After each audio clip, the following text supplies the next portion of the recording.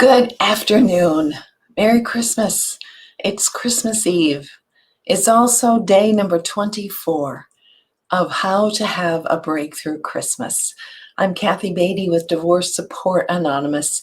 What a joy for me, privilege, to be with you for a few minutes every day at noon, just to hopefully give you some things to think about and things to consider as you struggle. Many of you, if you're listening to this, are probably struggling through the month of December due to a trauma of some type.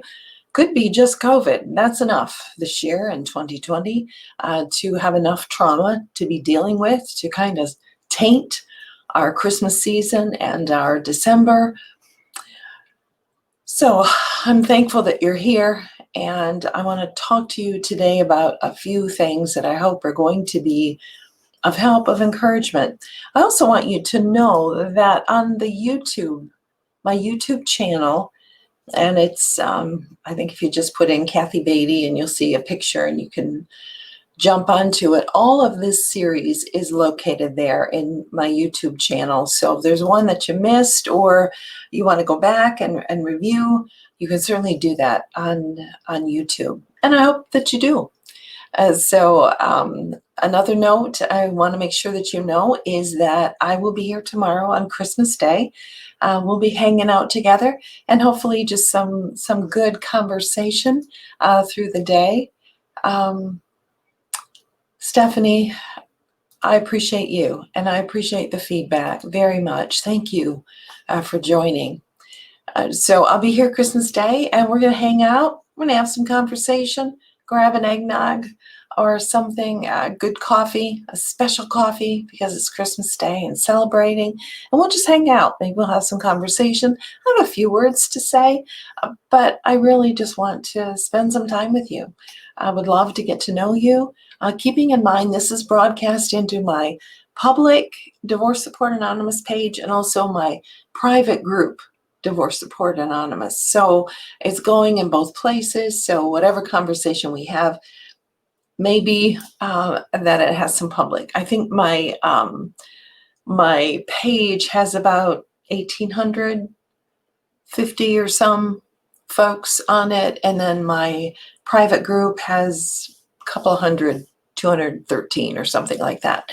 I try to really broadcast into both of them, but I try to share a few things more personal on the group setting because it is private. So anyway, we're going to be together on Christmas Day and we're going to hang out together and we're going to chat, and I'm just going to throw a few thoughts out there. So hope that you will join us. So today I want to talk about a little bit about angels, but more about intervening. When you look at the definition of what angels are, they're simply messengers. They're messengers who come to announce, to warn, to encourage. I think we touched on angels a little bit during this month, but there's something about the word intervening that I want to focus on, because as we are going about our business, there are moments of intervening. The shepherds were out in the field doing their own business. Angels intervened, jumped in, and announced the birth of Christ. So they were visible in the sky. They came to people in dreams. They were intervening. And I'm curious of who is stepping in, who is intervening in your life. Or are you sitting back waiting for someone to intervene because you think that that's what should happen? Is it someone should be intervening? Something, maybe even feel like God should be intervening. Maybe he is, and we're just not aware of it. I will never forget Darren, who was a gentleman in my support group. Of course, it's not his real name. But Darren was very distraught. After 20-some years of marriage, not only did his wife leave him, she announced that she was homosexual. And this was devastating to Darren. And this is not the first time that I've heard this story. It's just Darren sticks out because of the story that I'm going to tell you. So he was pretty downcast, as you can imagine, and it was a few weeks in, and the groups really do bond and start caring about each other. And I just kind of sit back and marvel at how people minister to each other in the groups. But Darren had mentioned, he said, I've prayed and I just don't feel God answering me. I just don't feel anything that God is intervening, that he's coming on my behalf. And I sat there for a moment and I heard him, as I've heard many people in despair and hopelessness of, I'm on my own. Nobody's helping. It's me. And not as a pity party, but just in a analysis of what's happening. They feel so alone, and you may feel so alone. But what I said to Darren is something that I'm going to say to you today. It's like, Darren, I just want you to think about something. You came to this group, and what you found in this group is that people have loved you, and they have rallied around you, and they've supported you.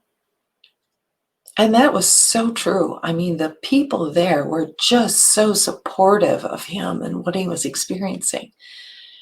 But then I asked Darren this question: could it be that that is the way in which God is intervening? That's the way that God is stepping in to your life. And many times we don't see it. We don't see the intervening that is going on in our life. And maybe that's just a thought. Maybe it's a simple thought like, I'm believing a lie. That's not the truth. Or maybe it's a simple thought of, I've got to try it a different way.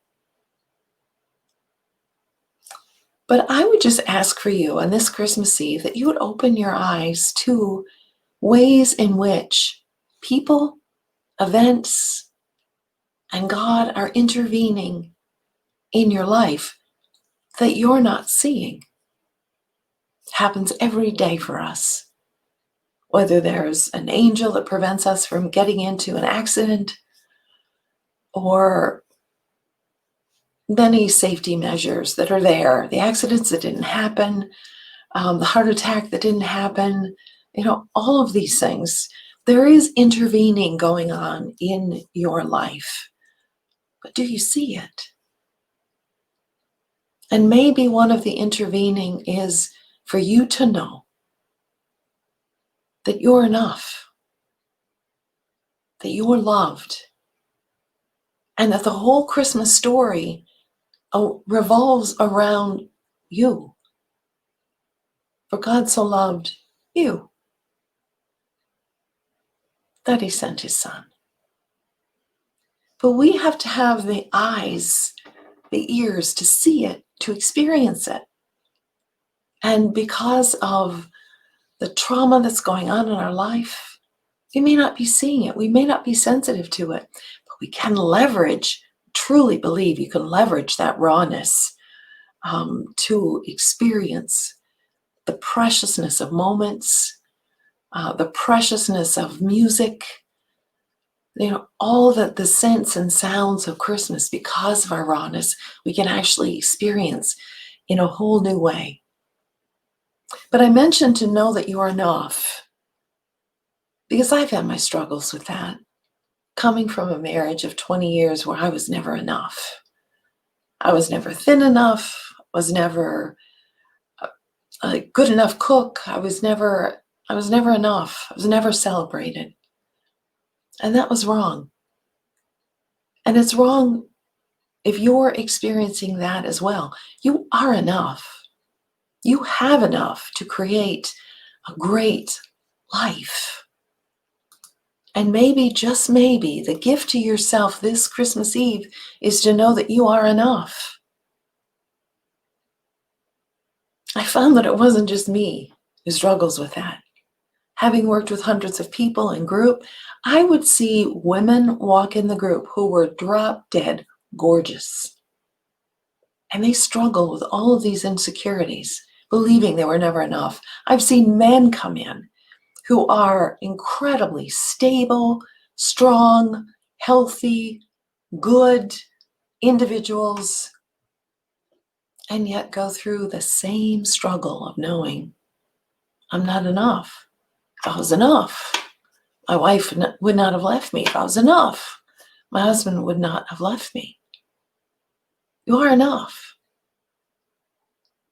So let the gift be to yourself to say, I'm enough. In fact, I'm so much enough that God sent Jesus to save me, to give me that final step of holiness so that I could be acceptable to God and the holiness of God. I am enough because God loved me, you, individually, loved you. So today, on this Christmas Eve, I don't know where you're at, if your kids are gone, if you're alone, if you're with people but still lonely, I would just ask you to quiet yourself and to listen. To listen to some positive thoughts, maybe thoughts that pop in your head that aren't really what you're normally thinking. The people that want to reach out to you and say, is this God intervening? Is this as much of a miracle as if an angel appeared in the sky and intervened in my life and gave me direction and hope? See, it's all there. It's all there. You're enough. You're loved enough that Christ was sent. You're enough that this Christmas story is for you. You're enough that God pursues you and wants to not only come into your heart and your life, but create a life of plan and purpose that you never, ever dreamed of. I've seen it. And I look back at the first lonely Christmas and Christmas Eve when I was first going through my trauma of divorce, and I know that ache and that heaviness that you may be feeling. But I look back and I say, even still, even then, in that quiet and lonely times, God was there, pulling me through to get me to another Christmas Eve, and another Christmas Eve, and another Christmas Eve, where joy rebounded. Joy rebounded. I hope this day is filled with a sensitivity of God intervening on this Christmas Eve. Experience it. It's there. We just have to observe it.